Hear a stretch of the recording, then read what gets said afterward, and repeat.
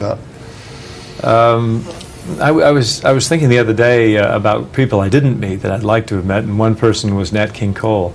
And I was at a party he was attending years ago when I was on Rawhide, and there was a big party up in Nevada, and he was in the room, and I was going to go over and say hello, and I didn't do it, and I thought, and I regret it. Of course, he passed away, but I always thought, why didn't I go over and just stick out my hand? Was something like a John Wayne a big deal, or not really? Yeah, I met John Wayne.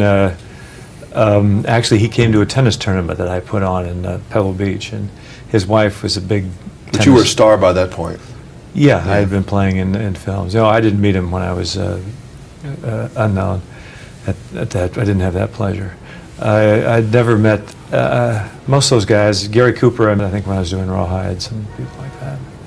I was reading in this Arthur Knight interview and others, and I never really understood it. They said, you know, you were from the Mount Rushmore School of Acting. Well, to me, Mount Rushmore is George Washington and some of those, and you're in pretty good company. Good guys up there, yeah. When did you learn less? I think just going to acting schools over the years, and then just sort of observation. You watch people act, and then you kind of different drama coaches. Sometimes I used to know a drama coach who said, "Don't just do something, stand there." In other words, there was sort of just a parody on the old saying, and they would do. It wasn't always necessary what you were doing gymnastically. It was what you're doing inside and what you're thinking inside. And that's harder, really, isn't it? And if you're projecting the right thoughts, then people will reach forward to you. And if you're not, then they're not going to be listening anyway. They're going to dial out. Steve McQueen used to say about don't make anything too long that you have to say. Well, that's true. That's an editing judgment. If you got material that's long, expository, it's something the audience already knows, then you're going to bore them to death anyway. That's a selection process. But you, as the performer, has to deliver a lot of times a lot of stuff that you really don't think is very well constructed. And if that's the case, you have to deliver it. That's a great exercise too. Television teaches you that. And McQueen ought to have known. He was on the Wanted Dead or Alive, and he had to do it all. If you had to choose between an Oscar or a #1 record as an artist, what would you pick? I don't know. I don't know. I wouldn't know what. I don't see how those are even status symbols. I mean, they're like recognition factors to be a mark of a success in music or a mark of a success in a word. In Oscar. Well, I think a #1 box office movie would be more analogous to a #1 record. Okay. Wouldn't you think? Mm-hmm. I mean, I don't know. And then, as opposed to a Grammy to an Oscar. Yes, true. But I don't know. I never think of either one of them. When I do a movie, I just do it for what the values I think, and I hope, naturally, you hope someone wants to see it. No, I think makes a movie for empty houses, and I'm sure everyone who cuts a record probably feels, wouldn't it be great if it got up there on the charts and people wanted to listen to it? But when you're doing it, you kind of have to think in terms of doing it and not what the result's going to be. The results is once you turn that record into, you mint that record and put it on the market, it belongs to someone else after that. It belongs to the public. And the same with a movie. Once the movie's turned over and it starts playing, it's no longer mine anymore.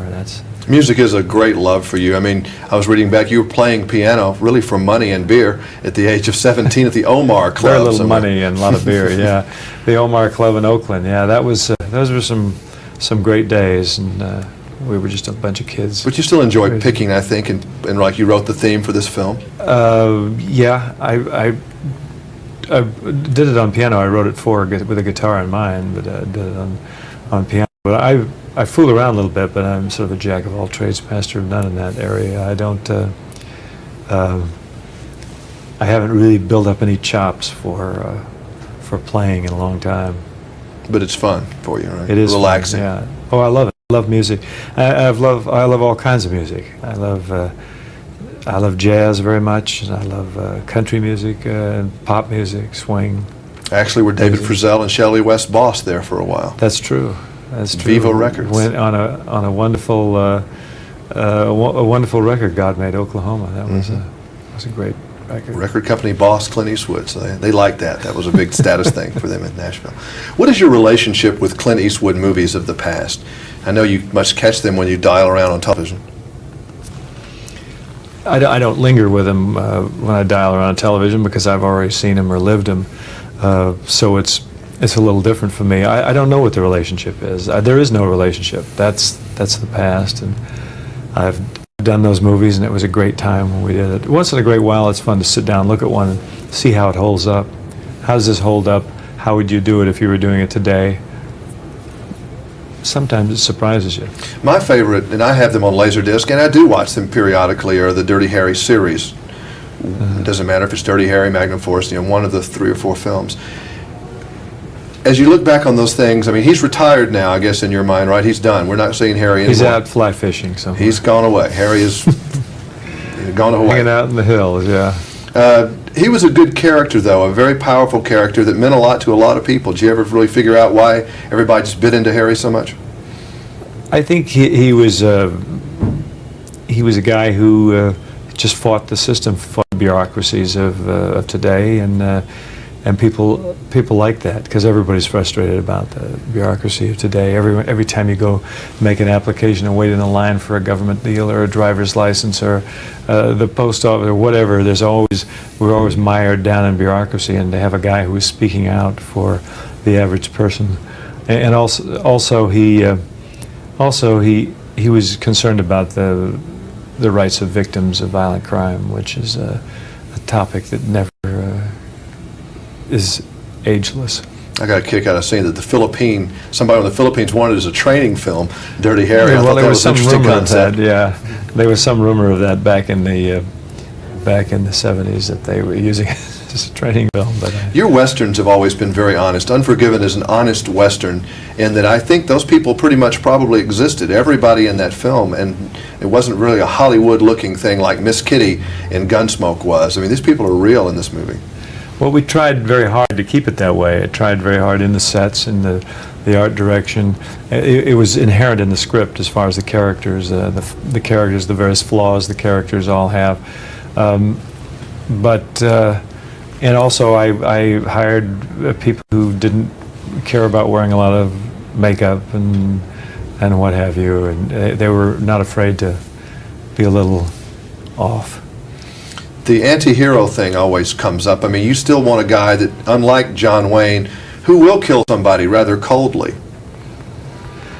Well, if it's in the plot, in John Wayne's era, that was the era where the hero always had to be the fair guy, and things were more black and white. I have always played the Western hero as much more gray, with various facets and various weaknesses and strengths, and maybe even certain meanness at times that is just out of his environment, out of the environment he's living in. And necessity, too.